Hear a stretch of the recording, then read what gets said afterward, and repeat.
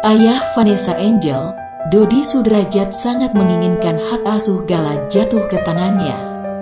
Dia pun diketahui telah mengajukan hak asuh Gala ke Pengadilan Agama Jakarta Barat. Namun sayangnya, keinginan Dodi untuk mendapatkan hak asuh Gala harus sedikit terhalang karena besannya, yakni Faisal, juga menginginkan hal yang sama.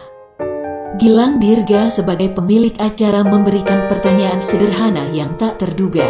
Gilang menanyakan tanggal ulang tahun Gala, yang kini menjadi yatim piatu setelah Vanessa dan Bibi Andriansyah meninggal pada tanggal 4 November tahun 2021 lalu. "Pak Dodi tahu ulang tahun Gala tanggal berapa?" tanya Gilang Dirga. Mendengar pertanyaan itu, Dodi Sudrajat tampak langsung bingung. Dodi hanya ingat bulan Gala berulang tahun. Tak sedikit dari warganet justru meledek Dodi yang lupa dengan tanggal lahir sang cucu.